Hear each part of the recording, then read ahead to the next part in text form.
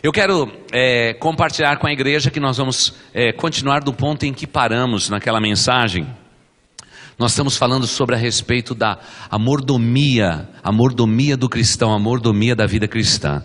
A mordomia é o tema desse ano. Nós estamos começando agora nesse mês e vamos então, pelos meses que se seguem, falando de todos os aspectos da mordomia cristã. A mordomia do tempo, a mordomia de um corpo saudável, a mordomia dos relacionamentos, a mordomia dos dízimos, das ofertas, das contribuições, falando sobre esse aspecto importante na vida de um crente. Logo, vocês já percebem que quando falamos em mordomia, estamos sugerindo a ideia de um mordomo, aquele que serve, aquele que está pronto a servir. É por isso que em muitos lugares do mundo, quando se fala que vai ter um culto, as pessoas estão prestando um serviço a Deus. Não é? Porque o crente também serve ao Senhor através dos seus dons, do talento e da sua própria vida e da sua existência. Então nós vamos continuar falando sobre isto, tá bom? Eu não sei se você tem aí os envelopes novos de contribuição. Você tem aí? Vamos lá, eu quero pedir para que um diácono entregue rapidinho para mim os 3 envelopes novos, por favor.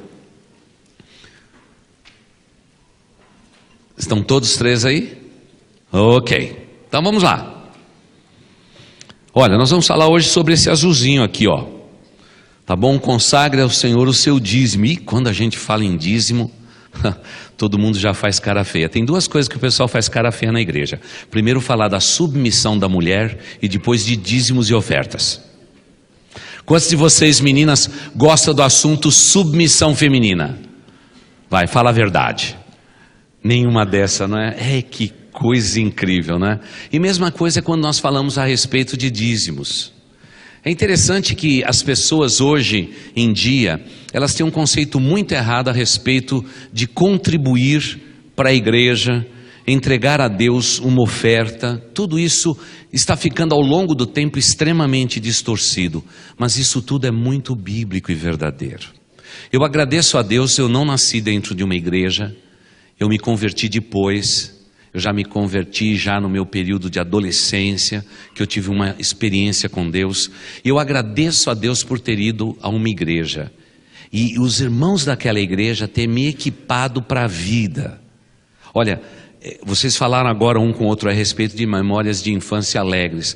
Eu quero dizer que uma das experiências mais lindas que eu tive na minha vida foi quando aquele dia, indo ver aquele americano pregar o evangelho, eu confesso que eu fui para ver o tamanho do sapato do americano. O sujeito era enorme, grande, calçava, segundo o meu amigo, mais do que 45. Eu fui lá para ver o pé do cara. Ele me disse assim, é um jogador de basquete. Eu fui lá para ver. Mas sabe de uma coisa? Naquele tempo as igrejas batistas, elas tinham não púlpitos assim, translúcido, não é? Eram todos de madeiras fortes, não é? E eu fiquei nos primeiros bancos, como vocês estão assim um pouquinho desse lado aqui, e eu ficava dizendo para o meu amigo, cutucando ele, escuta, ele não tem pé grande, cadê o pé dele? Cadê o pé dele? Não é? E ele pregava, falava muito enrolado, né? Tinha dificuldade de transmitir a mensagem, mas tinha uma vontade imensa de compartilhar este evangelho. E de repente, irmãos, ele saiu de trás do púlpito e quando ele chegou na frente, eu vi o tamanho daquela lancha portátil, enorme. E aí eu disse para o meu amigo, é verdade, você ganhou a aposta. Naquele tempo a gente apostava a tubaína. Bom, ninguém vai saber mais o que é isso. Não é? Se bem que está voltando tubaína, né? A tubaína está voltando, que legal. Então, mas a gente jogava a bola e pagava uma tubaína, cada um tomava 2 dedinhos de tubaína naquele tempo. Era um sacrifício muito grande aquilo, viu? Mas irmãos, eu perdi a aposta naquele dia. Mas de repente, do sapato do americano, eu comecei a prestar atenção no que ele compartilhava.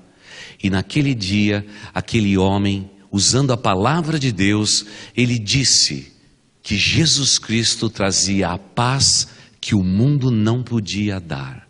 E naquele dia eu recebi aquela paz.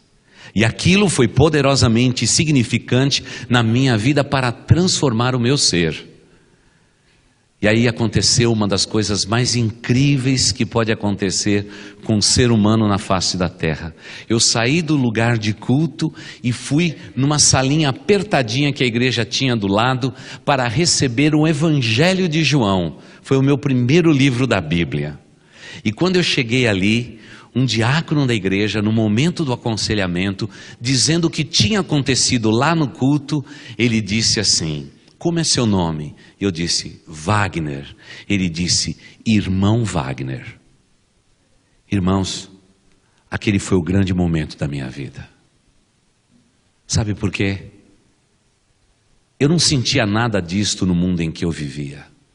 Para dizer a verdade, eu não sentia muito disso dentro da minha família, entre os meus parentes mais próximos.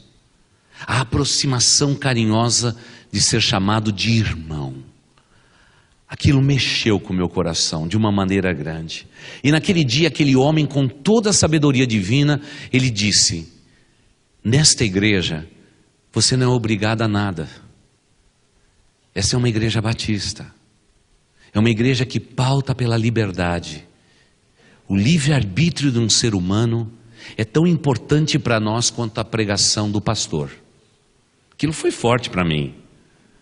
Ele disse: eu vou anotar o seu nome, o seu endereço, mas você não está assumindo nenhum compromisso conosco.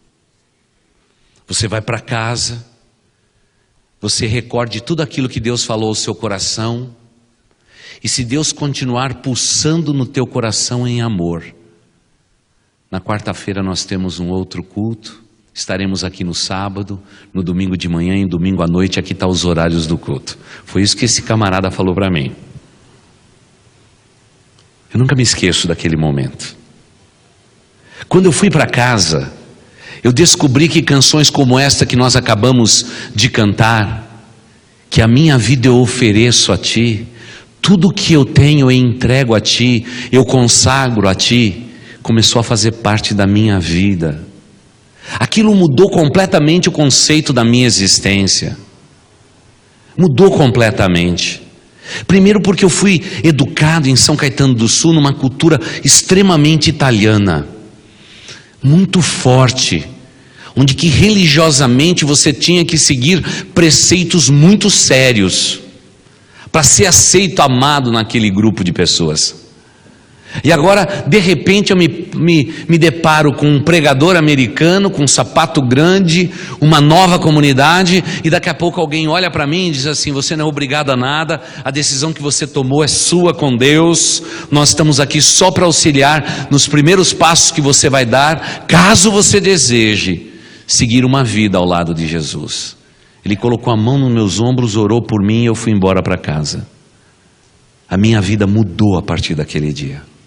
Porque a essência daquele culto, a palavra pregada, com aquela sinceridade, com todos aqueles entroncamentos da língua, fez todo sentido para o meu coração.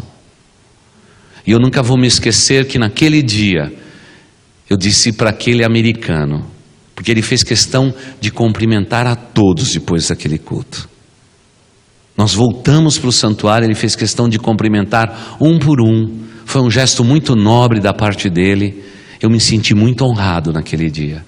Eu disse a seguinte frase para aquele americano: olha, um dia eu vou retribuir o que o Senhor fez por mim nesta noite.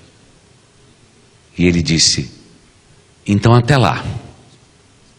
Você imagina, um pregador, um missionário, falando com um garoto, e um garoto dizendo: um dia eu vou retribuir o que você fez por mim nesta noite. Porque tudo aquilo fez sentido na minha vida. E eu agradeço a Deus que depois que eu saí daquela sala e recebi o cumprimento, eu fui para minha casa, eu cheguei para os meus pais e disse: pais, eu fui hoje a uma igreja evangélica. Meu pai já disse assim: igreja de crente. Eu falei: de crente. E pai, quando o pregador falou, eu fui lá na frente e entreguei a minha vida a Deus. Meu pai ficou muito aborrecido. Ele disse: nessa família ninguém troca de religião. Você não pode trocar de religião. Mas a impressão que eu tinha é que eu não estava falando exatamente de religião. Eu estava falando de algo muito maior do que religião. E ele disse: olha, a hora que a tua avó souber que você foi na igreja de crente, e depois saiu de lá, foi na casa de crente, comeu sopa, porque eu aproveitei para fazer uma boquinha, né, irmãos? Eu perdi a aposta, eu fui para a casa do meu amigo, a família me convidou, e eu nunca me esqueço que foi servido uma sopa de ervilha naquela noite fria do mês de julho. Nossa, está todo mundo gemendo já. Irmãos, mas o mais gostoso é que antes eles colocaram a sopa no prato de todo mundo, eu fiquei esperando como uma visita ilustre, eu fiquei esperando os movimentos, não é? E aí de repente aquele homem, o chefe da família, chega ali e diz assim: eu gostaria de permitir que o Wagner lesse o texto bíblico de hoje, porque na nossa família nós lemos um texto bíblico antes do almoço e da janta. E aí eu fiquei preocupado, porque eu estava muito emocionado, mas ele veio com uma caixinha de promessa, e aí tirou lá de dentro lá um papelzinho colorido. Eu tinha que ler um versículo, eu já estava preocupado de gaguejar. Mas vocês acreditam que coisa incrível? Eu peguei, no meio de centenas de versículos bíblicos, eu peguei exatamente o versículo que o pregador tinha falado na igreja naquele culto. Você acredita num negócio desse? Olha, se você falar que é coincidência, você está enganado, isso é Jesuscidência. É verdade. Como podia? Quando terminou, eu estava tão incrédulo que eu fui mexer na caixinha para saber se era tudo o mesmo versículo. Sabe como é quando você se converte, você está desconfiado de tudo, né? Você está desconfiado de tudo. Bom, comecei a igreja, entreguei a minha vida a Jesus, foi duro lá em casa. Minha avó ficou muito brava, ela colocou um bife cru e diz assim: vê se os crentes lá da igreja que você foi, frita o bife para você. Ela ficou muito brava. Mas eu nunca vou me esquecer que naquele outro domingo eu cheguei naquela igreja. De volta, uma pequenina igreja. Hoje eu passo em frente a esta igreja, ali em São Caetano do Sul. Para mim ela era uma igreja tão grande, tão enorme. Quando eu passo ali, e às quartas-feiras fica aberta a porta. Outro dia eu fui lá ainda orar naquela igreja, depois de tantos anos eu sentei lá no banco, olhei e falei: puxa, essa igreja parecia tão grande para mim, ela ficou tão pequenininha agora. Mas é que eu fiquei grande mesmo, de altura e de largura também. Mas sabe de uma coisa? Quando eu voltei naquela igreja, a primeira coisa que me aconteceu de novo foi aquela expressão: meu irmão. O zelador da igreja, eu cheguei muito cedo, o zelador da igreja, que mais tarde, muitos anos mais tarde, vai ser minha ovelha aqui, aquele zelador lá. Ele abriu o portão, olhou para mim e disse assim: você já chegou para o culto? Ele era meio russo. E ele já foi falando: já chegou para o culto? Eu disse assim: já. Que horas que começa o culto? Ele falou: só vai começar mais tarde, agora é muito cedo. E ele olhou para mim e falou assim: eu estou me lembrando de você. Você foi à frente. Eu fui à frente. O que é isso para nós, né? Crente tem cada gíria estranha, né? Você foi à frente. E eu pensei: à frente do quê? Você foi à frente da igreja, você entregou o seu coração e a sua vida a Jesus. Fui eu. Aí já entendi o que ele estava tentando dizer. Puxa vida, meu irmão, vem me ajudar. Então, irmãos, o primeiro dia na igreja eu já comecei trabalhando. Ele falou: nós temos que abrir todos os vitrôs do templo. E era uma fileira no corredor. E ele tinha pintado muito, aquele homem sempre gostou de pintar todas as coisas. Você punha a mão na parede, ele pintava a tua mão junto. E era duro para abrir tudo aquilo, mas eu fiz aquilo com alegria. E fiquei aguardando o povo de Deus para aquele primeiro dia da minha vida. Talvez você pergunte assim: pastor, por que você está contando tudo isso?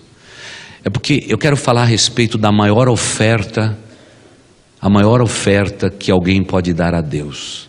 É a oferta da sua vida. Muitas vezes estamos discutindo valores colocados dentro do envelope. Meu irmão, a maior oferta você já deu na sua vida. Você entregou a tua vida a Deus, como eu entreguei também um dia. Isso é pequeno demais diante de um ato de fé que eu tive um dia na presença de Deus. A partir dali, comecei a fazer parte da família de Deus. Olha, igreja é um negócio muito legal. Depois de 3, 4 semanas, você já é irmão velho. É muito legal isso. E aí você começa a perceber que os outros estão chegando, estão se tornando novos irmãos, e de repente você está nesse círculo todo e pronto, você já está envolvido. Depois de 3 meses, eu já fazia parte daquela família.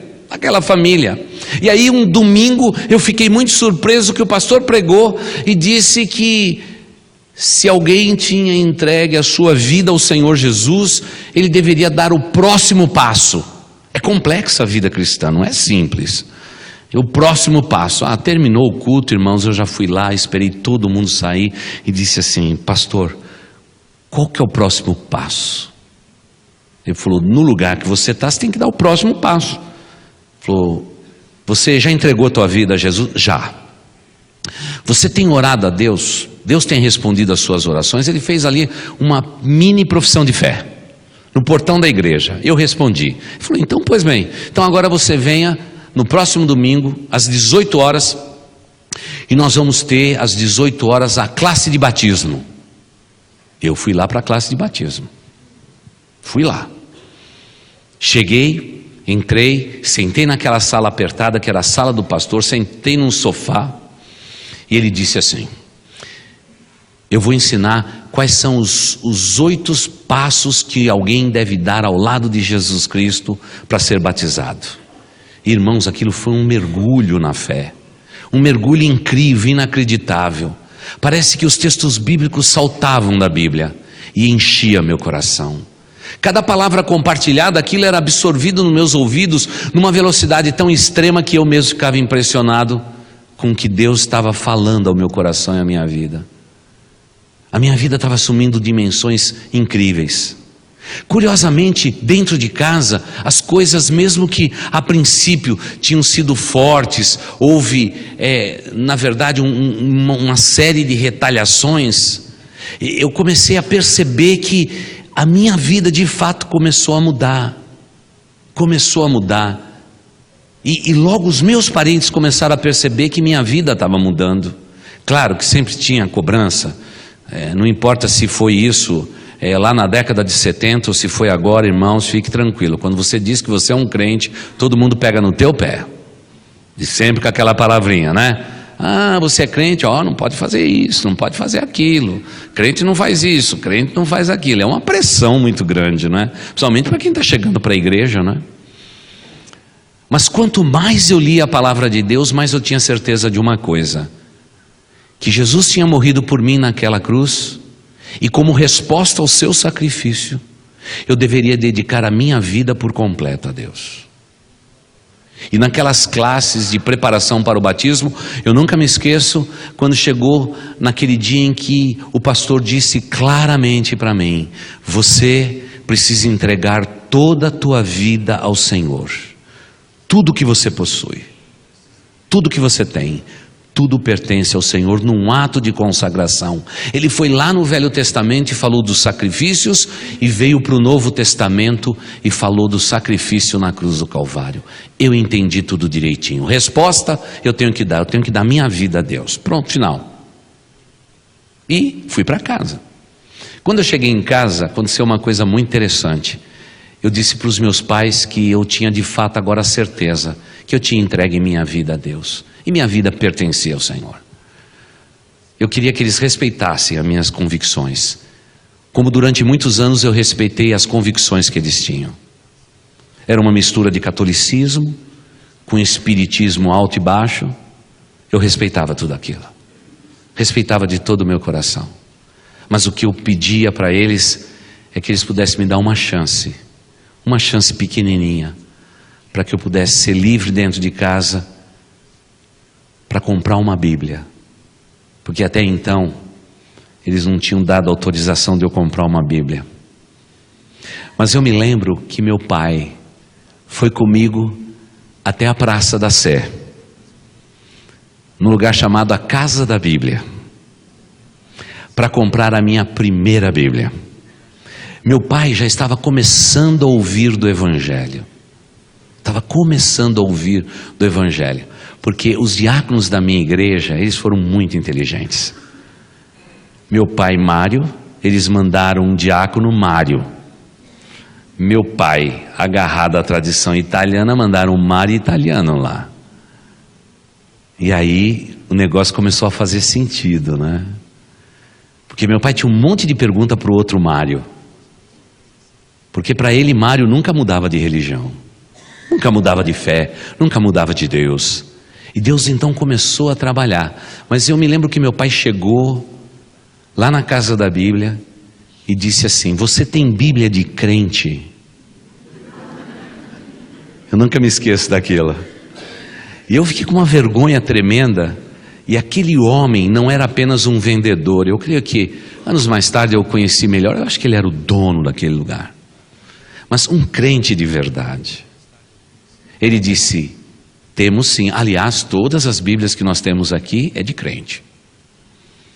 Olha, se o senhor quiser comprar uma outra Bíblia, católica, espírita, eu dou o endereço. Mas aqui é de crente mesmo. É porque meu filho inventou agora uma história. Ele decidiu ser crente. E aquele homem, com toda a sabedoria, disse: eu acho que ele acertou. Ele falou: o senhor é crente também? Há muito tempo. Há muito tempo. Ele disse: então eu vou fazer o seguinte, o senhor vai comprar uma Bíblia, então eu recomendo uma Bíblia. Eu nunca me esqueço da primeira Bíblia que eu tive. Você se lembra da sua primeira Bíblia? Lembra, Vera? Você se lembra? Eu sei. Todos nós, né? A primeira Bíblia a gente nunca esquece. Estou parafraseando algum poema por aí. Mas a Bíblia era bem gorda. E eu fiquei inseguro. Porque essa Bíblia que ele estava falando para nós, quando falou que era de uma igreja batista, vendeu a Bíblia e o Cantor Cristão. Você se lembra quando era dobradinha, Bíblia e Cantor Cristão junto? E ele falou: e como ele é novo na fé, é bom a gente colocar o índice do lado, porque quando o pastor falar o texto bíblico, ele corre o dedo e ele já acha o texto, ele não precisa ver no índice. Vai ser muito fácil para ele. E olha, eu tenho aqui bonitona, de zíper.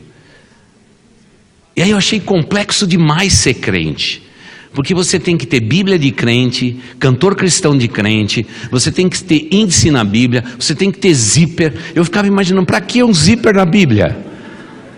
Não é? Será que é para o dia de chuva e tudo? Era interessante aquele tempo, porque, irmãos, eu sempre na minha cabeça eu fiquei imaginando o linguajar dos crentes, porque eu não era crente, não é? Me lembro que ele deu um selinho para o meu pai, não é? E um selinho, um adesivo para colocar no carro, de presente para o meu pai. E quando eu li o selo, o adesivo não fazia menor significado para mim aquelas palavras. Estava mesmo num evangeliquez lá, estranho. Mas eu era um novo crente. Então, acabei levando uma Bíblia sem zíper, bem comportada, com a borda vermelha, porque com a borda dourada era muito caro. E eu disse para o papai: não, é muito caro, não compra. E eu ganhei a primeira Bíblia. Então veja só, eu estou contando para vocês como foi que eu conheci a Jesus e foi um grande dia, como eu fui recebido nessa comunidade e como eu comprei a minha primeira Bíblia. Oh, irmãos, eu fui para casa e você pode imaginar como eu me senti honrado de abrir aquela Bíblia na minha mão. Principalmente porque o pastor tinha dito para mim que a Bíblia é a palavra de Deus. Ela não contém a palavra de Deus apenas, ela é a palavra de Deus. Então eu peguei aquilo como se fosse um tesouro na minha mão. Um tesouro. E, irmãos, eu sempre tive umas ideias meio estranhas na cabeça e eu comecei tudo errado lendo a Bíblia. Eu tinha lido um livro que eram deuses astronautas. E eu comecei a ler a Bíblia por Ezequiel, para ver se realmente uma nave espacial pousou e levou Ezequiel para os céus. eu comecei tudo errado. E era difícil compreender aquele texto. Eu virei a Bíblia e encontrei um livro de genealogia, que fulano gerou ciclano, que gerou fulano, que gerou ciclano, que gerou ciclano. E eu falava cada frase, o que eu tenho a ver com isso? Fulano gerou ciclano, o que eu tenho a ver com isso? Não é meu parente. Porque na verdade eu não nasci na igreja, eu não tinha esses conceitos. Mas pouco a pouco eu fui aprendendo a viver dentro da igreja. As pessoas foram me ensinando, e eu sou muito grato a Deus, porque durante todos esses anos, desde a minha conversão, eu nunca deixei a igreja de Jesus. Nunca deixei. Porque até mesmo o período que meus pais se mudaram para longe, eu ia em todas as igrejas que alguém abria a Bíblia. Eu conheci várias denominações, foi muito legal aquele período. Mas de novo, eu quero dizer, o trabalho de Deus na minha vida foi para que um dia, através de todo o recurso que a igreja coloca à nossa disposição, para reforçar um valor agregado que ele é incrivelmente maravilhoso. Um dia você entregou tudo para Deus. E um dia eu entreguei tudo para Deus. Claro que até hoje eu continuo consagrando o que eu tenho a Deus. Deus continua falando na minha vida de diferentes formas, mas aquele tudo entregue nas mãos de Deus pontuou a minha vida de uma maneira maravilhosa. E hoje nós estamos testemunhando como crentes, não é? Alguma coisa que eu vivi quando eu me converti, que era assim. Você chegava para uma pessoa e você perguntava, um país católico como o nosso, você dizia assim, qual a sua religião? A pessoa dizia assim, eu sou católico. Aí você dizia o seguinte, você é um católico praticante? E a pessoa dizia assim, eu sou praticante, eu vou à igreja, eu participo da missa, eu faço tudo certinho. Irmãos, passado todos esses anos eu estou boquiaberto. Sabe por quê? Porque hoje nós estamos cheios de crentes que a gente tem que fazer a mesma pergunta. Você é evangélico? Sou. Praticante? É incrível, irmãos, o mundo dá muita volta. Porque as nossas igrejas estão cheias de crentes que não são praticantes. Eles na verdade estão por aí, turistas eternos, passeando. E aí eu fico imaginando no meu coração como isso é completamente contrário a tudo aquilo que eu recebi da parte de Deus. Porque quando eu entreguei a minha vida a Deus, eu entreguei todo o meu ser ao Senhor. Eu não entreguei parte. Eu não entreguei substancialmente alguma área da minha vida, eu entreguei tudo nas mãos de Deus. Só que hoje é mais ou menos assim. Você vem para a igreja, você aceita Jesus, você diz, esse lugar é legal, gostei, olha, a equipe de louvor canta direitinho, as flores estão sempre colocadas no lugar, olha, as mulheres da recepção são sorridentes, abraçam a gente, eu acho que eu vou ficar por aqui. E isso me parece que está empobrecendo exatamente aquilo que a campanha de mordomia quer fazer conosco.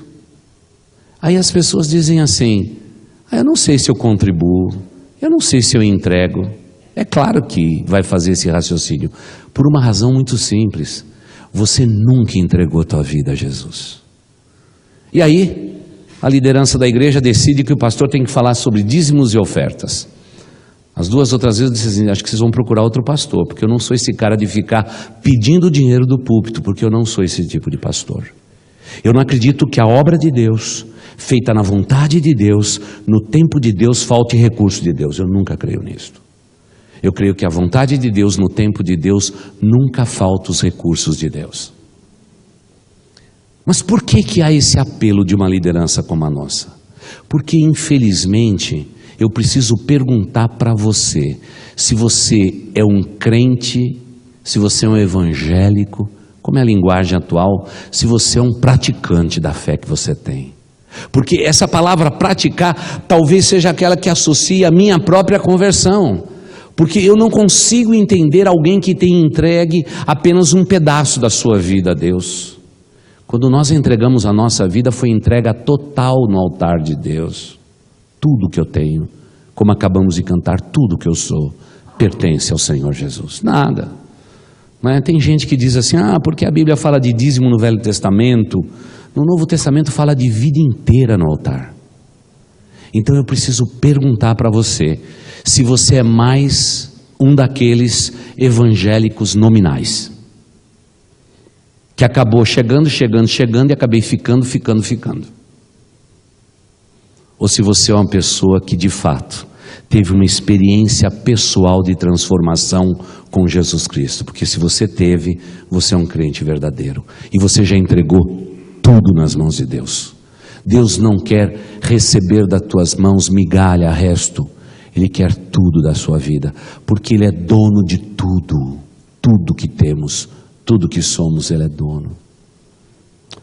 E é por essa razão que os textos bíblicos afloram na mente da gente.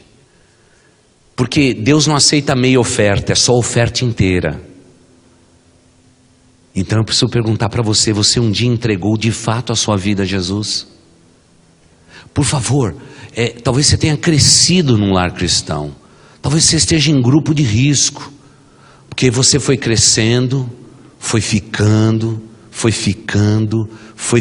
e você está aqui. Mas nada suplanta a experiência pessoal de um homem, de uma mulher, de um moço, de uma moça, de um menino, menina, na presença de Deus, quando naquele dia nós entregamos que a única resposta que eu posso dar a um Deus que fez tudo por mim, a não ser dar minha vida inteira a Ele. No Instituto Haggai, um dos grandes temas abordados por todos os preletores foi sempre o mesmo. Estávamos falando de portas. Portas abertas, portas fechadas, portas perigosas, portas que nutrem a salvação, portas que nos levam à perdição e assim por diante. Mas uma das coisas mais lindas é a gente compreender o que Cristo fez por nós. E se você entender esse princípio, você vai entender que tudo que temos, tudo que somos pertence ao Senhor. E você não vai estar nessas negociatas humanas de percentual, de contribuição, se você dá com tristeza, alegria, por constrangimento, dá por obrigação. Lembre-se, tudo que pertence à sua vida, pertence ao Senhor Jesus. Então, vamos fazer um exercício aqui rápido. Então vamos lá, eu vou perguntar, vocês vão responder. Desde quando Jesus Cristo foi crucificado? A gente sabe que historicamente, depois do Getsemane, ele foi levado ao madeiro e morreu naquela cruz. Mas a Bíblia diz que bem antes disso, Jesus Cristo foi crucificado. Desde quando Jesus Cristo foi crucificado? Vamos lá. Desde o princípio, ou até Nicolau querido, acho que mais do que isso, porque a Bíblia diz que antes da fundação do mundo, Jesus Cristo já morreu por nós, pecadores. É incrível isso, né? É incrível. Então, vamos voltar na história um pouco, para você entender o ato de consagração. A Bíblia diz que antes da fundação do mundo, antes dos fundamentos do mundo ser alicerçado, Jesus Cristo já morreu por nós na cruz. É por isso que os teólogos, eles dizem assim: antes de Deus Pai, Deus Filho e Deus Espírito ter criado todo o universo, antes de dizer haja luz, ele disse haja cruz. Porque o nosso Deus não foi pego de surpresa quando o homem pecou. A gente não vai encontrar Deus comendo unha e dizendo: o que nós vamos fazer agora? O homem comeu da fruta que ele não podia comer, nós estamos perdidos, acabou todo o nosso plano. Você acha que Deus ficou comendo unha nos céus? Não, irmãos, para com isso. É por isso que o apóstolo Paulo diz que Jesus Cristo já morreu por nós antes da fundação do mundo. Antes da fundação do mundo. Então veja só o que o pastor está tentando dizer. Eu e você cremos num Deus que antes da fundação do mundo já estava disposto a morrer pelo pecado da humanidade. Parece que um pedaço da Trindade, se a gente pode chamar isso de pedaço, já estava disposto a fazer um sacrifício único para poder salvar a mim e a você. Quando eu penso nesse sacrifício único e fiel, quando eu penso nisso, eu pergunto para mim mesmo, que tipo de vida e relacionamento eu tenho que ter com Deus no mundo atual? Eu não posso ter meio relacionamento. Eu não posso vir à igreja e vestir o paletó de pastor e no domingo eu sou pastor, mas segunda-feira é comigo, Senhor. Eu toco a minha vida secular não tem nada a ver com a espiritual. Olha, o que eu faço no mundo dos negócios não tem nada a ver com a igreja, e etc. A gente vai setorizando, não é? Olha, minha vida como marido é uma, minha vida como pai dos meus filhos é outra, minha vida como, vamos dizer assim, avô dos meus netos é outra, e a gente vai separando tudo isso, quando na verdade Deus não diz isso. A minha vida é uma só. É uma vida, é uma só. E essa é a resposta que eu dou. Por isso, quando alguém diz assim, olha, vou ser obrigado a contribuir, vou ser obrigado a dar. Outro dia no rádio eu disse assim, eu ouvi uma seguinte frase, muito interessante. Ele disse, hoje, Deus está precisando de 45 mil reais. Eu fiquei imaginando, não é? Eu fiquei imaginando, porque eu continuo criança no meu coração. Eu fiquei imaginando mais ou menos os anjos celestes fazendo a conta. Olha, manda ele falar no rádio que está faltando 45 mil, porque Deus está precisando de 45 mil. Gente, nosso coração está longe do Senhor. O que Deus quer é o teu coração. E conforme o Espírito Santo de Deus vai lhe tocar a respeito da fidelidade tua, a respeito de dízimos, ofertas, obra missionária, Cristolândia, como a igreja fez domingo passado. Aliás, irmãos, foi uma bênção, viu? Obrigado pelos mais de 14 mil reais que nós pudemos dedicar para a Cristolândia. Uma bênção, não é, irmãos? Uma bênção. Uma bênção. Quero perguntar, domingo passado, tinha alguém com revólver dizendo contribua? Você viu o pastor Humberto dizendo daqui da frente que ele precisava de 45 mil? Não! De jeito nenhum, sabe por quê?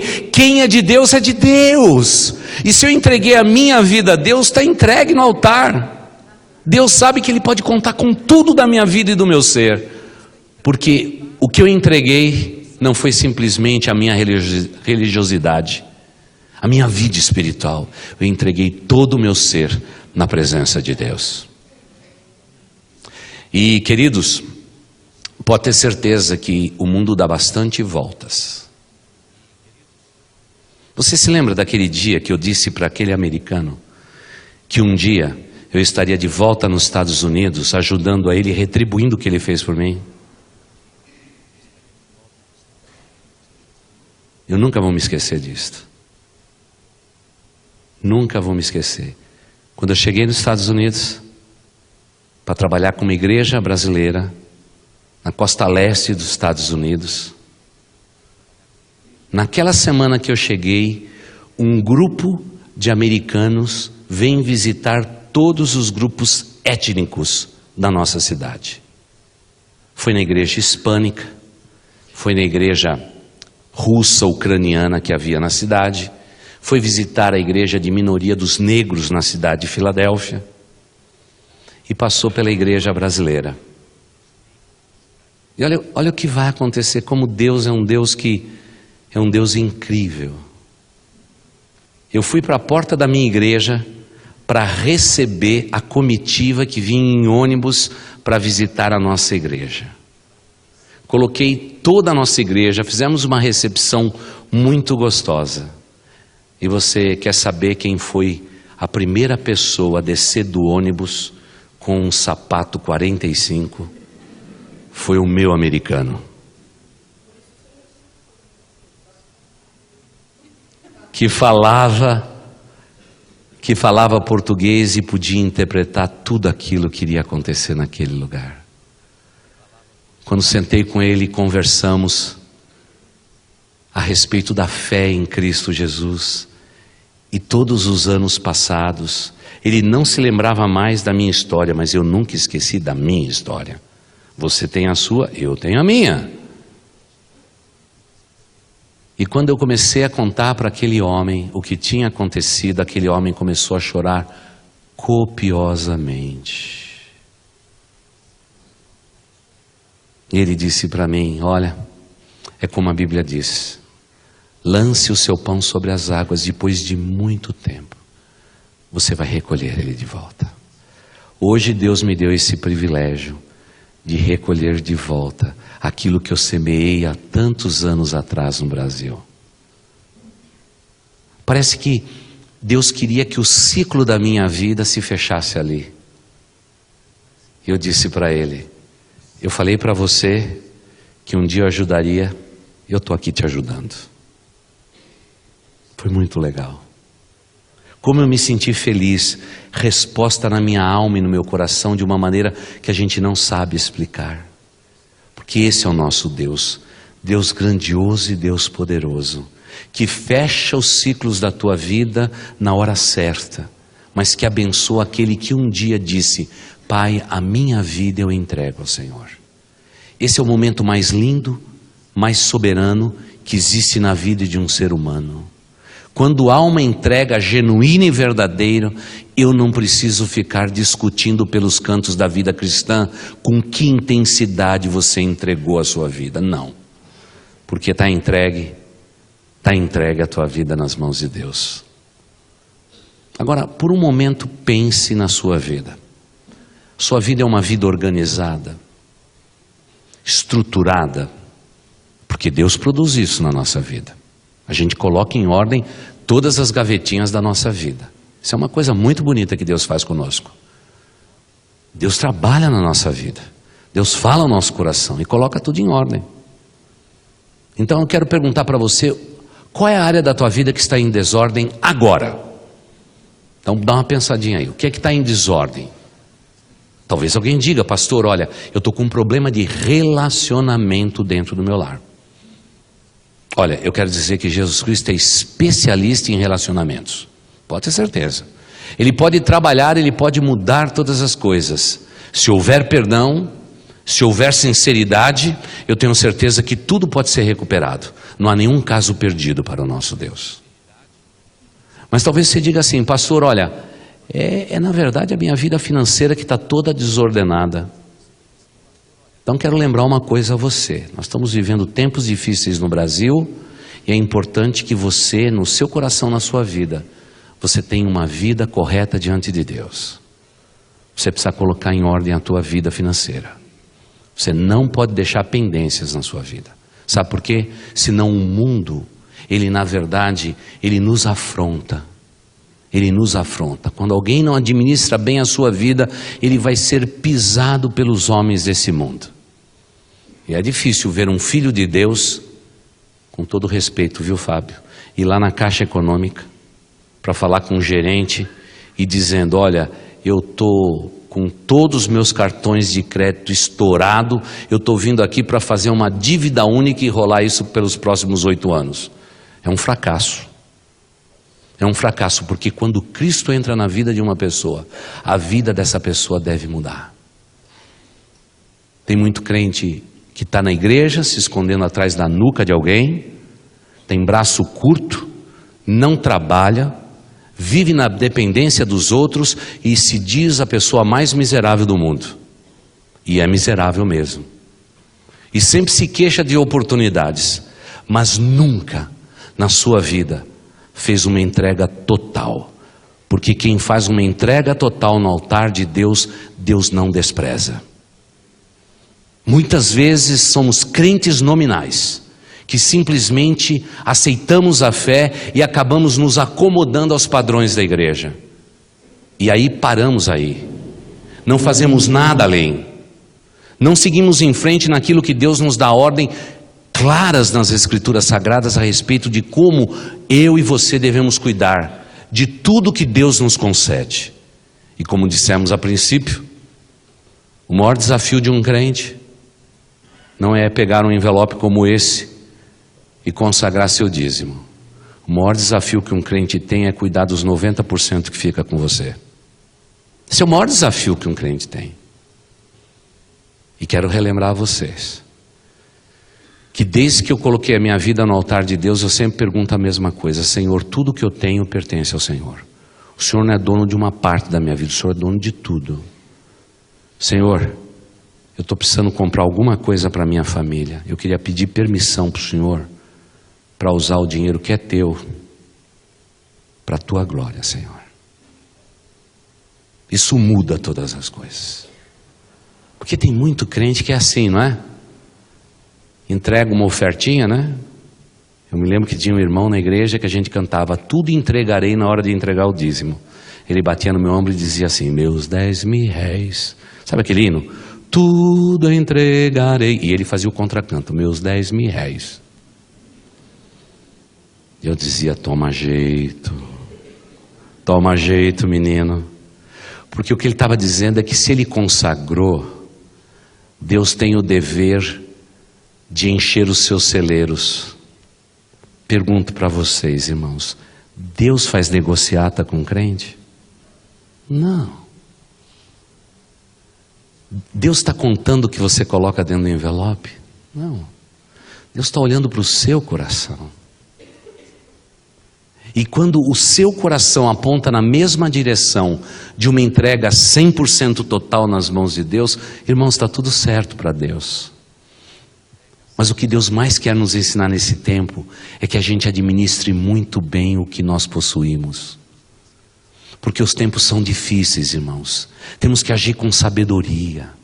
Não podemos agir por impulso. Nós temos que pensar, nós temos que orar a respeito das decisões que nós estamos tomando nos dias atuais. Porque isso inclui a mordomia dos nossos bens, daquilo que Deus tem nos concedido. A gente tem que orar com sabedoria. Eu quero conclamar todos vocês, chefes de família, a conclamar sua família para viver a vida financeira. Se um pai soubesse o quanto que o seu filho gostaria de saber das finanças, como o papai administra, como a mamãe ajuda o papai na administração, isso é maravilhoso, isso é grandioso. A gente vive poupando os nossos filhos e diz: o dia que você ganhar o seu dinheiro, você vai administrar seu dinheiro. Quando chega lá, ele não sabe administrar. Sabe por quê? Nós pais somos péssimos para ensinar para os nossos filhos derrota. A gente só prepara os nossos filhos para a vitória. Temos que preparar os nossos filhos também para a derrota. E nada melhor do que a gente passar por um apertinho aqui, acolá e dizer: ei, filhão, filha, não vai dar. Nós não temos dinheiro.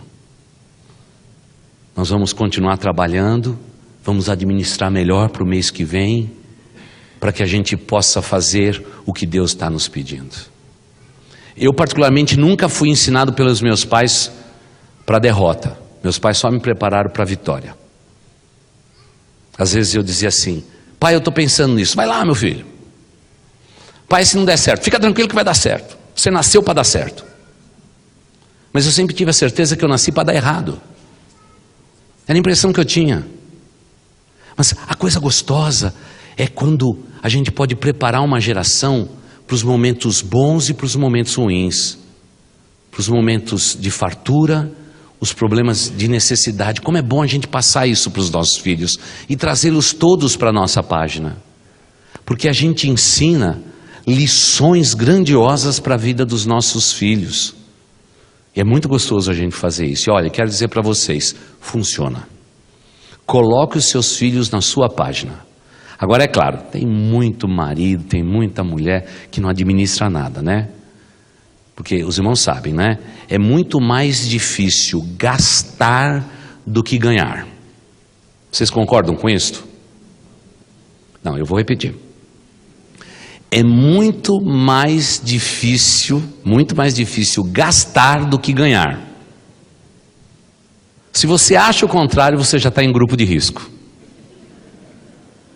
Sabe por quê? Ganhar é assim. Você pega qualquer homem aqui da igreja, ele tem um trabalho. Ele vai lá, trabalha e ganha no final do mês. Tá certo. Isso é fácil. Trabalhou, suou a camisa, É assim que Deus mandou, ganhou o dinheiro, chega lá, está aqui, olha, está aqui o meu rendimento. Pronto, isso é fácil. Agora, difícil é gastar, porque você precisa gastar com sabedoria. Ganhar exige tua inteligência, tua habilidade que Deus lhe deu e o teu esforço pessoal. Mas para gastar, nós temos que ter muita sabedoria, por isso que é difícil gastar. Eu sei que você que respondeu apressadamente, ih pastor, dá para mim, né? Principalmente mulher com sapato, né irmãos? Mulher com sapato e agora com bota, tem que ter bota de todas as cores, né? Não é verdade, meninas? Não tem que ter bota que combina com a bolsa, que combina com os cílios, que combina com a blusa, que combina com o anel, que combina com o cabelo, que combina... Não é assim, irmãos? O pastor está falando alguma mentira? Não, não está, ainda bem. Mas ainda um dia eu vou pregar a respeito da relação da mulher com o sapato. Eu acho que tem alguma coisa a ver com aquela palavra de Deus, que a mulher vai pisar na cabeça da serpente. E a mulher tem que ter todo tipo de sapato, porque o dia que o diabo chegar e tiver que pisar na cabeça, se vier uma cobra verde, eu tenho de sapato verde. Eu estou brincando. Mas irmãos, precisamos ter sabedoria na hora de gastar o que nós temos. Isso que tem que ter muita sabedoria. É por isso que eu e você temos que entender que muitas vezes, quando uma igreja como a nossa muda a cor dos envelopes, é simplesmente um lembrete para você. Porque nesta igreja, nós não vamos obrigar ninguém a nunca contribuir. A Bíblia diz que nós temos que contribuir conforme o nosso próprio coração. E cada um deve contribuir com alegria, como propôs no seu coração, como nos diz 2 Coríntios 9:7. Mas esse lembrete não é lembrete de um pedaço da tua vida dentro do envelope, mas é a tua vida inteira consagrada no altar do Senhor. E lembre-se, você tem que ter sabedoria na hora de gastar os seus recursos. E é por isso que o primeiro envelope é o azulzinho. Por isso que a gente colocou ali, ó, primícias. Por que a palavra primícias? Porque é o que a Bíblia nos diz. Dá uma olhadinha que o pastor vai ler, aí a gente volta àquele mesmo texto de Provérbios 3, versículos 9 e 10. Honra ao Senhor com os teus bens e com as primícias de toda a tua renda, e se encherão fartamente os teus celeiros. É um mandamento já com uma promessa embutida dentro. Veja só, seja fiel, honre a Deus e os teus celeiros vão transbordar. É promessa de Deus. Tem muita gente que quer o celeiro transbordando, mas não honra a Deus. Mas honra a Deus com as primícias. Eu confesso para os irmãos que eu nunca tinha entendido essa ideia de primícias direito. Então eu fui estudar. E li muitos textos, principalmente quando Deus ordena que a primícia deveria ser separada.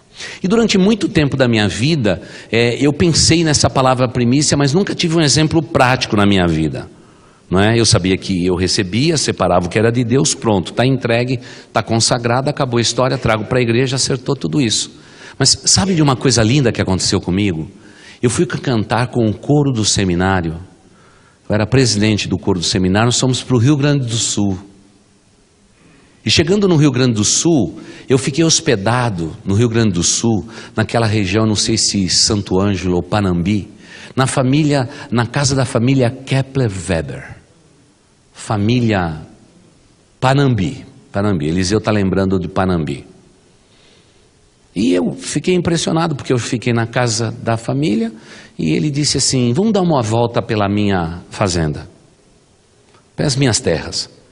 Eu montei numa caminhonete e eu me lembro que eu só passei num daqueles mata-burro, assim, aquela coisa que faz blum. E fui andando, o negócio foi longe. Eu disse para ele assim, onde começam as suas terras? Ele disse, sabe aquele mata-burro lá atrás? Eu falei, meu Deus do céu.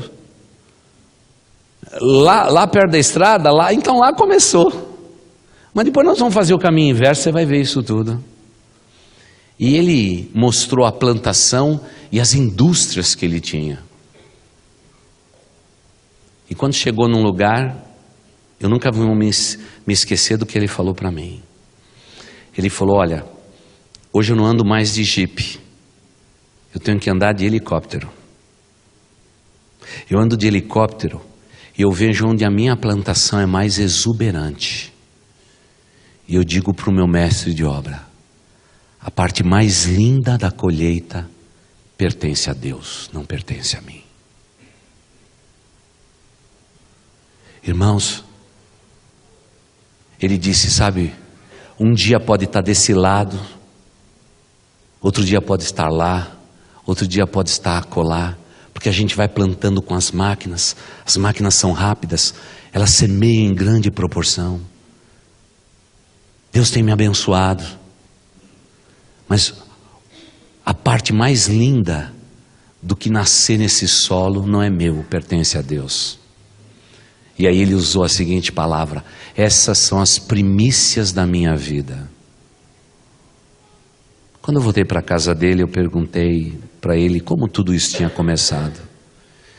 Ele disse: começou há mais ou menos uns 40 e poucos anos atrás, quando na verdade eu tinha apenas 1 hectare de terra. Aqui para São Paulo, 1 hectare é uma maravilha, né? Tinha 1 hectare de terra.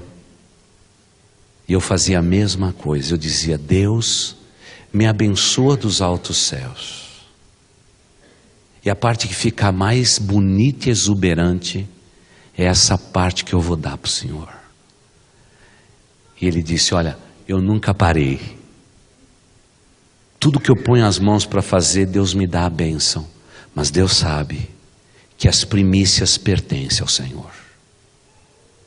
As primícias pertencem ao Senhor. Nós vimos naquela encenação, domingos atrás, que aquela família gulosa pegou aquele pão bonito, e eu tive a impressão que os diáconos comeram o pão depois do culto. É porque eu vi uns irmãos com um pedaço de pão comendo o pão, depois não deram nem para o pastor, viu? Aquele pão, né, lá do frango assado é bom, né, irmãos? Aquele pão lá, aquele pão é gostoso. Então já chegou lá, cortou um pedaço e disse assim: isso aqui é para pagar a faculdade, isso aqui é para pagar não sei o que, isso aqui é para pagar não sei o que, isso é para pagar para não sei o que, pagar não sei o que. E quando chegou só sobrou as migalhas para Deus. E eu vim até esse púlpito e disse: meu irmão, tome cuidado, porque se você dá só migalhas para Deus, de migalhas você vai viver, e viver de migalhas ninguém merece. Mas lembre-se, se você um dia entregou tudo para Deus, está tudo entregue no altar. Eu estou seguro, você está tranquilo, viu? Fica na paz. Agora, se você não fez ainda esta entrega, você precisa fazer. É urgente que você faça isso. Sabe por quê? Você é um chefe de família. Você tem que deixar uma herança de bênçãos. E a herança espiritual é a maior herança que a gente deixa para os nossos filhos. Tem muitos pais que andam correndo atrás de cultura para os seus filhos. Fazem bem, eles precisam de cultura, mas a maior herança que a gente deixa é espiritual. Tem muito pai correndo atrás de dar todo o conforto para os seus filhos. Fazem bem, filho merece todo o conforto, mas a maior herança que a gente deixa é espiritual. Isso não tem nada maior. Não tem nada maior do que isso. A lembrança de um pai de oração, de uma mãe dedicada à oração, de uma família consagrada a Deus. É disto que realmente nós vamos deixar de herança para os nossos filhos. Eles vão aprender a serem amorosos e generosos, porque vão imitar o nosso meio de viver e agir. E é para isso que eu sou pai. Eu não criei na minha casa filhos robôs que obedecessem o que eu penso, o que eu acho. Eu fiz questão que cada um deles tivesse a sua experiência pessoal com Deus. Cada um deles. Cada um deles. Eu nunca impus valores à vida deles, porque você sabe, não é? Filho de pastor geralmente é revoltado, não é? Você já conhece algum filho de pastor meio revoltadinho? Eu conheço um bocado. Mas eu nunca provoquei a ira aos meus filhos. E muitas vezes eu tinha que ir para casa e dizer para os meus filhos: olha, você ouviu lá que alguém está falando mal do papai. Eu quero lembrar que o papai serve a Deus. Talvez eles estejam falando mal do papai, mas estão falando mal de Deus e da igreja de Jesus. Vocês nunca devem fazer isto. E nunca devolva mal por mal. Continue amando essas pessoas de todo o seu coração. Não é fácil ser filho de pastor, ser filha de pastor. Não é fácil. Ouve cada besteira. Porque não pense que o pessoal da Igreja Boas Novas é um povo perfeito. Nunca fala mal. Nunca tem olho gordo. Nunca quer fazer justiça com as suas próprias mãos. Eu conheço o meu povo. Pelos olhos eu conheço o meu povo. E num dia como hoje que eu prego, eu sei do jeito que você olha para mim. Eu sei até se você está aceitando ou rejeitando. Porque depois de tantos anos pregando, irmãos, a gente fica especialista. A gente já sabe. A gente sabe do tapinho falso nas costas, né? Do elogio. Pastor, foi o melhor sermão do mundo. Se passar uma semana eu perguntar o que eu preguei, o cara não sabe.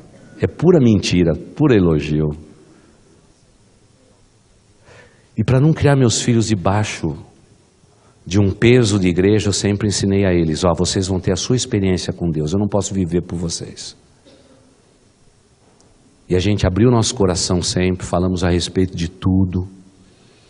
E é legal a gente fazer tudo isso. Mas uma coisa que eu ensinei para os meus filhos é administrar com o papai. Quantas vezes eu chegava e dizia assim, estamos apertados. E a minha filha mais velha foi a que mais ouviu estamos apertados. Está difícil. O dinheiro está contadinho. Mas irmãos, eu nunca tive nenhum problema com isso aqui. As primícias sempre foram de Deus. Tudo que eu tenho pertence a Deus. Ontem mesmo eu ouvi um apelo maravilhoso de ajudar um obreiro para fazer o Haggai longe daqui. Lá na Bahia. Eu olhei para minha esposa e um olhou para o outro. E eu disse, vamos ajudar pelo menos um obreiro. Ela disse, olhou para mim e falou assim, vamos ajudar. Se Deus está tocando no seu coração, vamos em frente. Deus tocou no seu coração, tocou, meu amor. Então vamos lá, vamos ajudar. Vamos ajudar. E sabe, a coisa mais gostosa da vida da gente é o jeito que você vive o Evangelho de Jesus Cristo. Não é da maneira que você crê no Evangelho de Jesus Cristo. Porque crer no Evangelho, a Bíblia diz que até o diabo crê e tem medo disto. Essa não é a virtude. Mas o gostoso é você viver este Evangelho. Eu quero convidar todos vocês nesta noite, todos, sem exceção.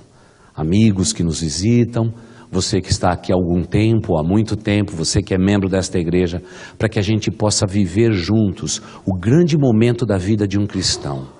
É de uma consagração total a Deus. E eu quero que você volte ao passado e descubra se um dia você de fato consagrou a sua vida a Deus. Porque se você consagrou a vida a Deus, nada do que o pastor falou aqui vai soar exagerado ao seu coração. Porque você, a minha semelhança, eu também um dia entreguei tudo que eu tenho ao Senhor. E Deus já pediu tudo o que eu tive na minha vida por 3 vezes. Mas Deus deu tudo de novo. Parece que era um teste de fé. Mas Ele fez isso de uma maneira grande e maravilhosa e nunca sofremos nenhum problema na nossa vida. Mas antes de concluir, pastor, o senhor está olhando para mim e por acaso o senhor sabe se eu contribuo ou não contribuo? Porque quando se fala de dinheiro na igreja, todo mundo fica com 2 suspeitas. Essa é uma delas. Então quero garantir a vocês de que todas as igrejas por onde eu passei, eu nunca soube e nem quero saber quem contribui ou quem não contribui. Fica tranquilo. Se você está suando a mão, se o teu pé está suando, você tomou um suador de Deus à toa. Porque essa não é a minha preocupação. Porque eu sou pastor, eu não sou administrador. Quem administra é outra pessoa, dedicada a tudo isto. E faz isso com esmero. Numa igreja que presta conta, que tem um conselho que examina as contas. Então estou muito tranquilo aqui. Muito tranquilo. Não tem operação Lava Jato que possa nos apanhar aqui. O sangue de Jesus já passou o lava e já passou o jato. Já está tudo certo na nossa casa e hoje você, como membro dessa igreja, pode estar tranquila. Essa igreja é bem administrada, mesmo nessa época de crise nós temos uma reserva guardadinha. Sabe por quê? Deus tem nos abençoado muito nesse lugar. Compramos essa propriedade pela fé, reformamos pela fé e Deus continua dando grandes vitórias. Mas a preocupação da liderança desta igreja é que você seja bem-sucedido na sua vida financeira. E para isso tudo começa com uma entrega total na presença de Deus. Então eu preciso perguntar de novo, você entregou tudo? Tudo que você tem, tudo que você possui? Se você fez isso, eu estou muito tranquilo. Eu concluo sempre com uma história. Muitos anos atrás um rapaz me procurou e disse assim: pastor, o pastor sabe que eu entreguei minha vida a Jesus, né? Eu falei: sei. Olha, eu fiquei muito contente com a sua decisão. E aí, como é que está vivendo a sua vida cristã? Ele falou: olha, pastor, é que eu sou uma pessoa muito nervosa, pastor. E eu aceitei Jesus agora e é assim. Pastor, você sabe, eu sou motorista de táxi. O pastor me ajudou com tudo isso. Você lembra? Lembro. Ele falou: então, pastor, estou tentando viver uma nova vida, mas está difícil, viu, pastor? Está difícil. Uma provação. Eu falei: mas por que você está tão aflito? Ele falou: ah, pastor, fui fazer a corrida para um camarada. Ele foi até lá, o Horto Florestal, lá na zona norte de São Paulo. Quando chegou lá, ele mostrou assim, levantou assim a camisa, mostrou uma arma e disse assim: amigo, você perdeu tua corrida hoje, porque eu sou bandido. Eu sou bandido. Ele ficou assustado. E mais, pode dar todo o dinheiro que você tem aí, dar o relógio, dar a aliança e tudo mais. Ele é um cara grandão, enorme. Meus irmãos, aquele cara se levantou, pegou o bandido pelo pescoço, deu uma surra no bandido. E na porta da casa do bandido, com os amigos na porta, pegou o cara pelo pescoço, depois de ter dado uma surra, e foi lá e disse assim: quem que vai pagar a corrida? Porque eu sou crente, mas não sou bobo. E irmãos, eu não sei como o cara da vendinha pagou a corrida. Acho que de medo. E ele veio para mim, eu estava me encontrando com ele todo dia às 6 da manhã e discipulando aquele cara. Porque na verdade, ele tinha uma vida completamente dissoluta. Nas horas de folga ele era um travesti. Ele tinha um nome das ruas de São Paulo e um nome para nós que era da igreja. Que luta que foi aquilo. Alguns dos irmãos aí de Vila Maria sabem de quem eu estou falando. E eu disse para aquele cara: Martinho, vem aqui, senta aqui do meu lado. Não é assim que nós entregamos tudo a Deus. Vamos fazer o seguinte, para você nunca se esquecer da lição do Evangelho, nós vamos voltar lá. Nós vamos pedir perdão para aquele cara. Porque você não tinha que ter batido tanto no cara. Você não podia ter feito aquilo. Ele falou: pastor, olha, o velho homem continua dentro de mim. De vez em quando ele acorda e faz umas coisas erradas, pastor. Porque tem gente que não morreu o velho homem, né?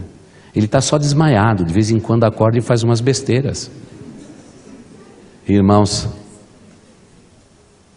eu não sei se hoje eu teria a coragem que eu tinha naquele tempo. Eu era bem mais jovem, tinha uma força de leão, viu? Nós voltamos no boteco. Quando eu parei o carro, estava saindo da igreja naquele sábado de fazer um casamento, fui com ele à noite naquele lugar. Quando nós chegamos lá naquele boteco, o camarada até fechou o boteco, abaixou a porta. Porque acho que ele imaginou assim: olha, ele chegou, bateu, espancou todo mundo, o cara é forte, gigante e tudo mais, e agora trouxe um delegado. Eu não sei porquê, irmãos, toda vez quando alguém fala comigo, eu digo assim: o que você acha que eu sou? Ele diz assim: delegado, é a primeira. Batemos naquele bar e dizemos assim: olha, eu sou um pastor, esse moço está lutando para viver uma vida com Cristo, e o que ele fez para vocês é tudo errado. Onde que está o rapaz que apanhou?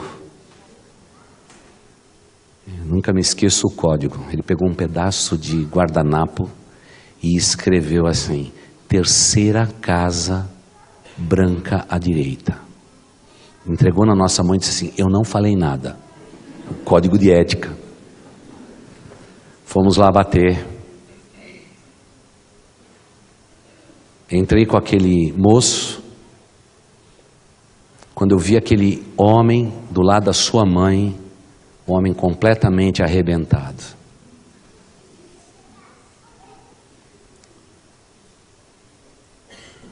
Aquilo doeu no fundo do meu coração. Eu disse: Martinho, aqui começa a sua vida cristã. Faça o que você tem que fazer.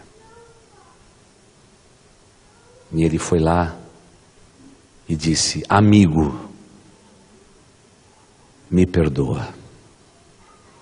Eu fiz tudo errado.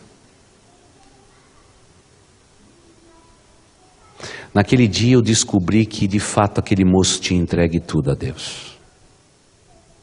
E ele pagaria qualquer preço para viver ao lado de Cristo Jesus. Não é à toa que Deus tinha um plano muito maior para a vida do Martinho. Eu me lembro que pela primeira vez eu cuidei de feridas de um homem que eu não feri. Porque nem poder ir ao hospital ele podia, senão ele ficaria preso. Um drama. Pegamos médicos para acompanhar aquele moço até que ele se recuperou. E ele tinha 2 costelas fraturadas. Cuidamos, amparamos, e durante todo aquele período, Martinho foi o chofer das idas e vindas da vida daquele homem.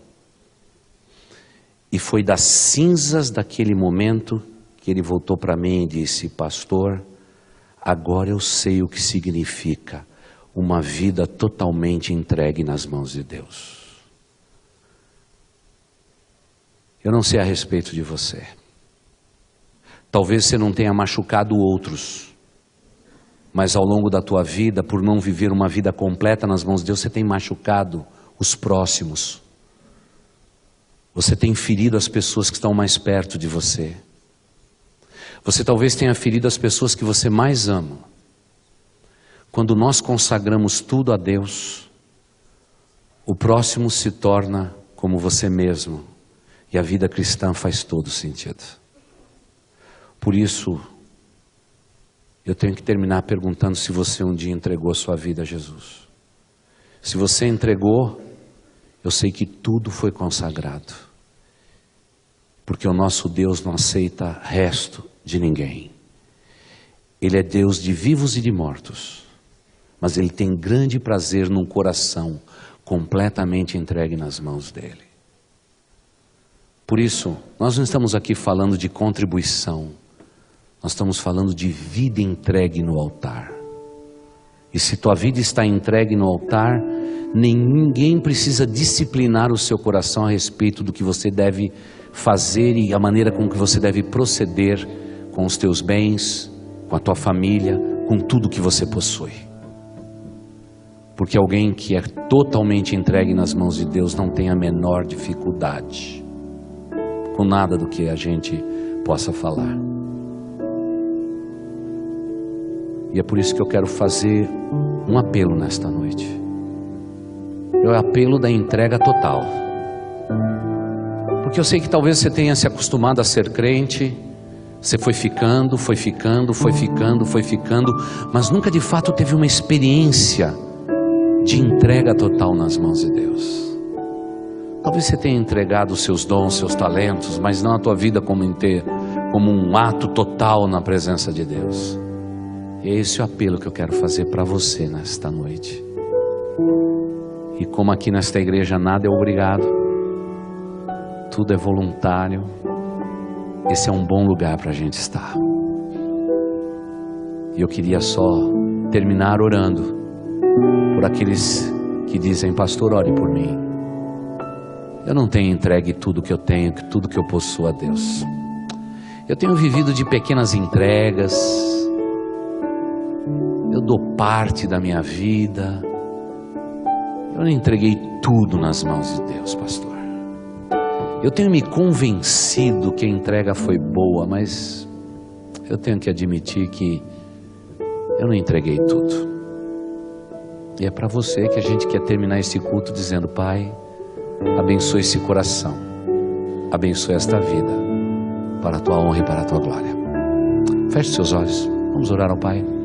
Incline a sua cabeça, meu irmão, minha irmã. Nós estamos terminando esse culto,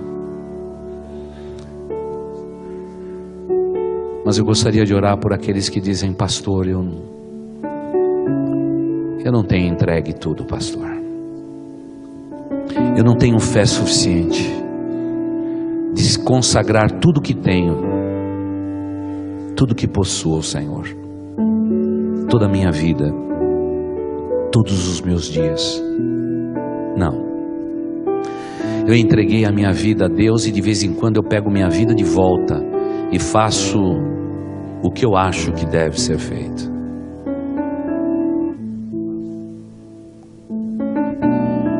E eu sei que quando a gente vive uma vida de entrega para Deus, depois pega de volta, a gente comete graves erros na nossa vida. A gente acaba prejudicando a nós mesmos e as pessoas mais próximas. E muitas vezes a nossa vida está nesse ciclo há anos e parece que nada consegue quebrar este ciclo. Lembre-se que Deus, no dia que Ele tocou na sua vida, você não pode ter entregue apenas a tua inteligência, a tua maneira de interpretar Deus. A maior distância que existe na vida de um homem é entre a sua mente e o seu coração. Você fez uma entrega de coração, todo o teu ser. Bem, se você não entregou, você tem essa oportunidade agora. Se você nesta noite quer dizer: pastor, ore por mim, porque diferente de outras vezes, nesta noite eu entendo que sem uma entrega total na presença de Deus, não haverá mudanças em minha vida. Porque Deus não veio para reformar uma parte da tua vida, Ele veio para te dar uma nova vida. Mas para Ele te dar uma nova vida, você precisa entregar esta vida toda nas mãos desse Deus Todo-Poderoso. Se esse é seu caso, eu quero pedir para que você fique em pé agora, silenciosamente onde você estiver. Eu quero orar por você. Deus abençoe. Deus abençoe, Deus abençoe, Deus abençoe, Deus abençoe. Por favor, fique em pé diante de Deus, não diante do pastor. Agora que eu já pude identificar pessoas em pé, eu também estou com meus olhos fechados, porque esse é um momento íntimo entre um homem e Deus. É o momento da consagração total. Como dizem as Escrituras: ah, Senhor Deus, eu antes te conhecia de ouvir falar, mas agora os meus olhos te veem. Ainda que tenha saído da boca de um homem reto e justo, Jó, esse texto é um desafio para nossas vidas. Hoje você está dizendo para o Pai: a minha vida inteira está no teu altar. Eu não estou entregando parte dela, é toda a minha vida no teu altar. E o restante, Deus vai fazer. Vamos orar. Senhor Deus, passei com teu Espírito Santo por esses corredores e faça a obra que o Senhor deseja fazer no coração dos meus irmãos e das minhas irmãs. Pai de amor, que não sejamos evangélicos nominais, que não sejamos evangélicos que não pratiquem o que a tua palavra nos diz, que sejamos praticantes, que não sejamos meramente ouvintes, mas que sejamos pessoas que apliquem a tua palavra aos nossos corações. E Pai, eu te peço, toma estas vidas nas tuas mãos e os abençoe. Porque, Pai, esse é um território que não é meu, é o território do teu Espírito Santo. É Ele que fala de diferentes formas em diferentes corações. E é por isso que eu te peço nesta noite, Senhor Deus, abençoe estas vidas. Que eles não entreguem apenas pedaços, que eles entreguem tudo para o Senhor. E que as primícias de suas vidas sejam sempre a lembrança de que o Senhor existe e o teu reino é importante. Por isso, Pai, a tua bênção sobre estes corações. E também oro, ó Deus, por todos que ficaram sentados. A tua bênção sobre cada um deles que tem procurado viver a tua verdade, amar o teu reino e, acima de tudo, ó Deus, viver em tua presença. Ó Deus eterno, nos abençoe, ó Pai. Nos abençoe, Senhor, numa noite como esta. E nos prepare para mais uma semana, e que seja uma semana maravilhosa de vitória e de bênçãos. Pai, porque este aqui é teu povo, povo que se chama pelo teu nome, Jesus. Abençoa as suas vidas. Ó Deus eterno, eu te peço que onde eles colocarem os seus pés, que o Senhor ordene a tua bênção. Pai de amor, que tudo aquilo que teu povo colocar as mãos para realizar, dá, ó Deus, o sucesso, Senhor. Pai de amor, inspire os seus corações, traga coisas novas às suas mentes e aos seus corações, desperta sonhos novos de realização futura, ó Deus, e abençoe estes sonhos. E assim, queridos irmãos e irmãs, como ministro do Evangelho, eu declaro sobre a vida de vocês que o amor de Deus, o nosso Pai, a graça de nosso Senhor e Salvador Jesus Cristo estejam sobre vós, e que a comunhão, as consolações e o poder do Espírito Santo de Deus estejam sobre vós e com todo o povo de Deus espalhado sobre a face da terra, desde agora e para todo sempre. Amém e amém. Por favor, vamos ficar todos em pé, e eu gostaria que agora você abraçasse quem está do seu lado e dissesse para ele ou para ela: uma boa semana em nome de Jesus. Tá bom? Vão em paz, queridos. Que Deus nos abençoe. Uma boa semana a todos vocês, e nunca se esqueça, em boas novas a gente sempre se encontra.